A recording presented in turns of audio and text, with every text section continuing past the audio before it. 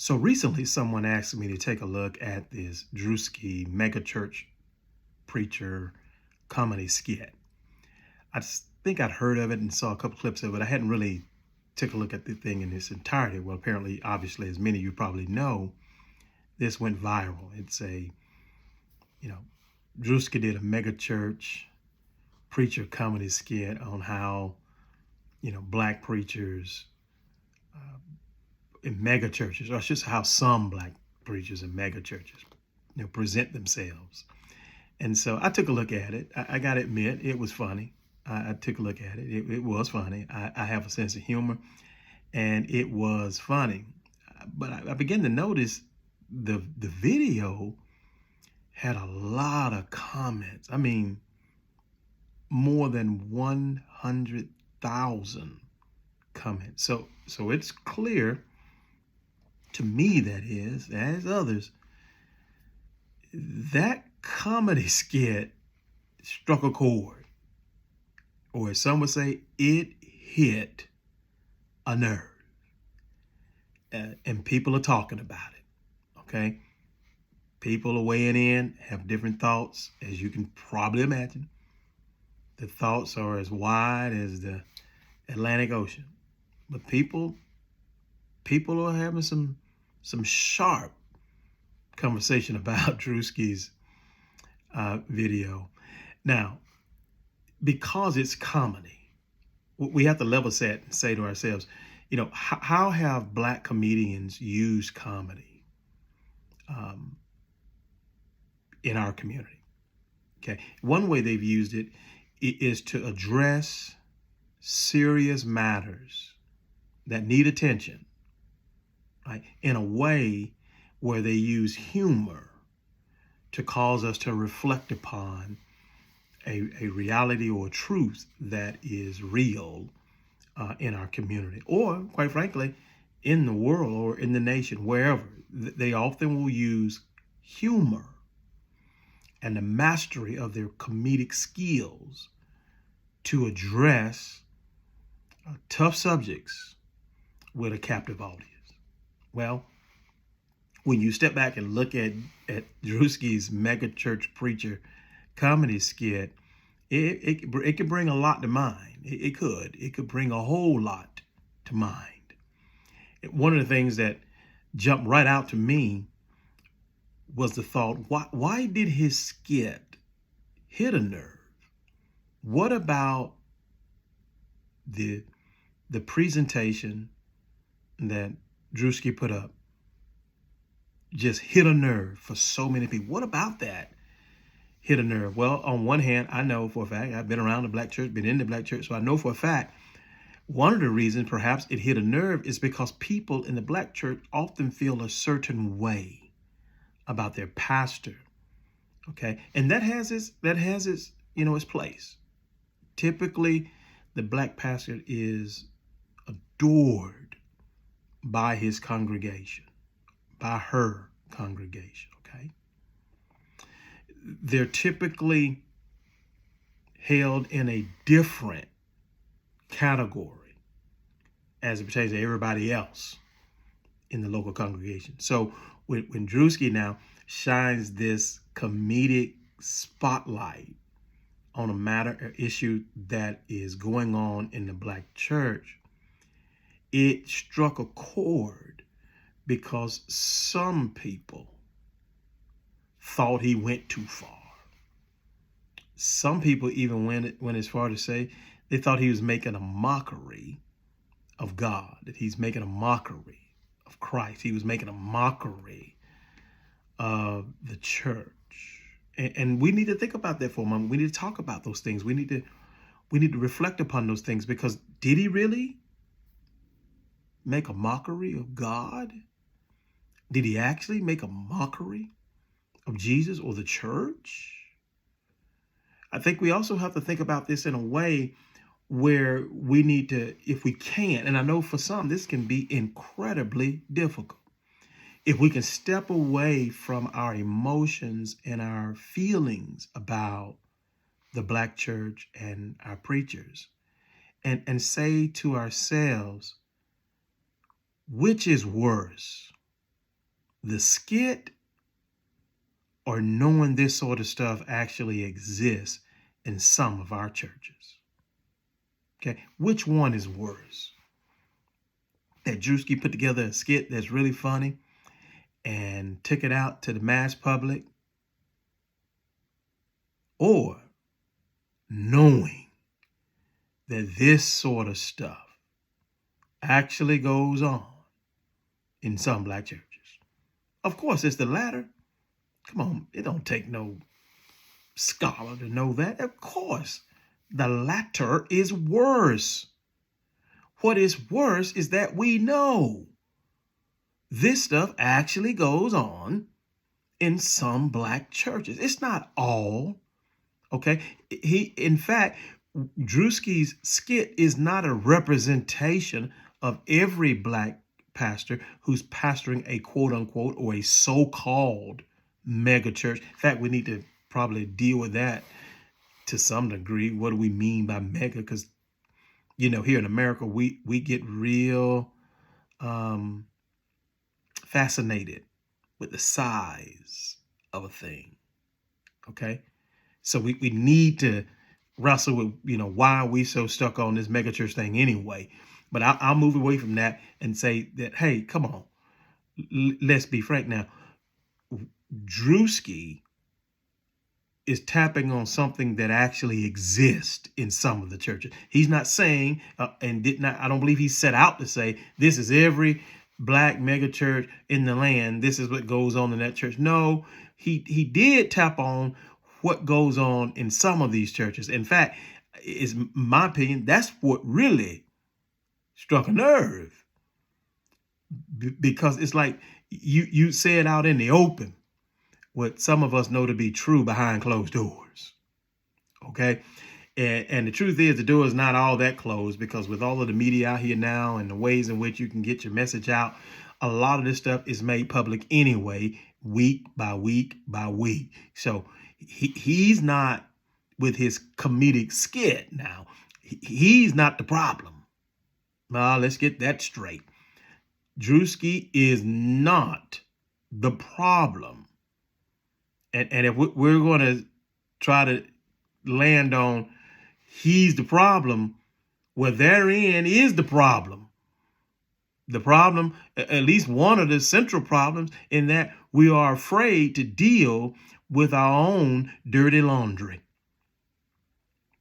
Yeah, he's not the problem. He's simply just dealing with a matter that happens to be true in some black churches. And I am intentionally stressing some, because it is important that we do not walk away with a thought that this is a reflection of all mega churches or black churches as it stands in the black community, because it is not. There are a lot of black churches doing great work. There are a lot of black churches doing wonderful things as it pertains to ministry. When I say ministry, I'm talking about helping people. Let me make that clear, because there's a lot of things that can be ran and operated under this term ministry, because it can become very broad and ambiguous. When I use the term ministry, I'm talking about putting manpower, finances, and voice to helping people. Okay. There are a lot of black preachers and a lot of black churches that are doing excellent work in that regard. I'm not saying all are, and I'm certainly not saying we don't have a lot more work to do, because we do. But we can't condemn now. We can't come down and say, look here, Druski is the problem, because he's not. No. And we certainly can't say that that representation of a particular kind of preacher that he's portraying in his skit paints a broad brush and covers all black preachers, because it doesn't. Okay. So when you step back now with that in mind and start to now analyze what is or what was his actual argument. right? What was the argument that this comedy skit put front and center? Okay, what was it? What was that? What are we to wrap our minds around? What are we to really sort of sink our teeth in? I believe, this is just my position. Okay, you don't have to accept it. You can reject it. In fact, you can vomit it out if you want. My position is the real argument is capitalists have many titles. And some of those titles include bishop, pastor, and as we learned in the video, apostles. That's right. Yeah. I think the argument, hands down, that was presented, thinking about this deeply, is there are capitalists in black pulpits, or I should say in some black pulpits. There are capitalists. And these capitalists are out there bold, putting forth their message and their theatrics for the express purposes of getting wealthy. Okay, there's one point in the skit where Druski is taking up an offering, and brothers laying an offering out, and he says, and something to the effect where, and he says, yeah, the brother's giving his life savings down there at the altar. Okay, fine. He is using comedy to deal with something that actually occurs, meaning not necessarily the person has given their life savings, but a person has come and given their all financially at the beckoning call of a preacher who is deeply rooted in this prosperity gospel. Okay, now some of you, okay, let me give you a layman's sort of understanding of what the prosperity gospel is. The bottom line behind the prosperity gospel is this: it is get rich and die trying. That's it. It's get rich and die trying. I'm just tugging on something 50 Cent had, out there being a little comedic myself. But really, no, here it is.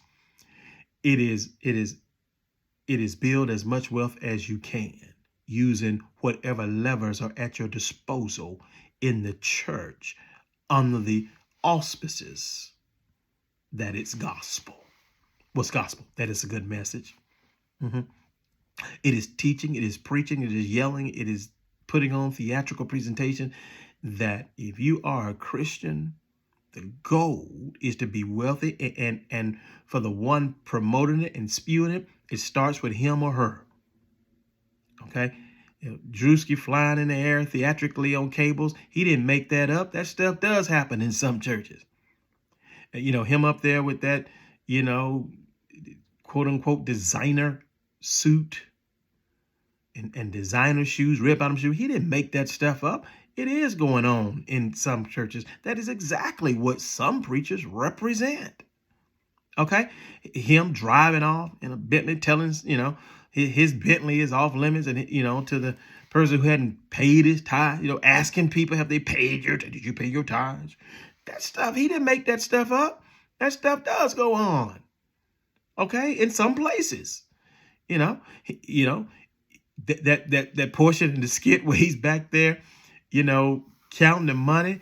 Hey, man, there are some preachers who've been counting the pew seats and seeing dollar signs. That's nothing new. Come on now. That's nothing new. He just was creative in his presentation, and it hit. And things that hit in this realm of truth tend to go viral. Okay? So before we, come at him with, oh man, he done messed around and blasphemed God. No, he did not. He didn't do no blaspheming. No, that's not what he did. He didn't blaspheme God. Okay, he did not make mockery of Christ the Lord. No, he didn't. Come on, let's be honest. The Jesus Christ of the Bible was poor. And in fact, if there's one preacher in history who failed at being prosperous, as these prosperity preachers would have you to believe, it'd have to be Jesus. Because, man, look here. He didn't have it. That brother didn't have it. He didn't have no bunch of money. And any preacher that tries to tell you Jesus is wealthy financially is just telling you a lie. They are selling you a wooden nickel. In fact, they are selling you islands that they do not own to sell. Because Jesus was not wealthy by no stretch of the truth. By no imagination of the facts was Jesus wealthy. He was poor, okay, in his time. So what some of these preachers are portraying does not align to Christ. Okay, it just doesn't. And now we have to come into the living room. Okay, we have to come into the living room and sit around and actually deal with an issue that needs addressing. Because the truth is, we have to ask ourselves, how do we respond to this? No, not respond to Druski. Respond to this issue that's in the church. How do we respond to this issue that's in the church? How do we do it? How do we respond? When are we going to say enough is enough? Okay. When are we going to say, sir, not here? Okay. With all of the challenges and downright problems that people are facing in this country, particularly Black people, it's beyond time to ask ourselves, why are we still supporting this kind of stuff? Why are we still engaged in this kind of stuff? We know it's not right. And let's just take a small detour and deal with something. There are large numbers of these prosperity gospel preachers. They're not dealing with the social challenges that Black people are facing in this country, nor what Black people are actually facing in the world. They're not out there trying to address the challenges and the assaults and the attacks against Black people, the real struggles. They're not prophetic preachers, that is, speaking truth to power. That's not what they're doing. Okay?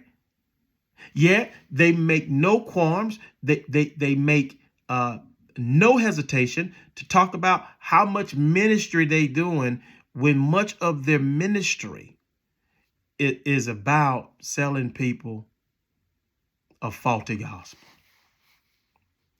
Now, we can love the preacher all we want, okay?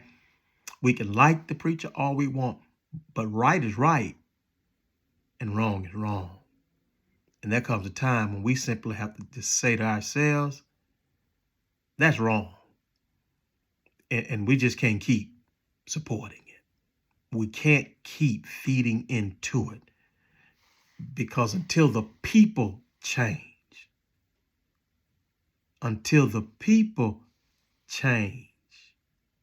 these sorts of preachers will continue to do what they've been doing.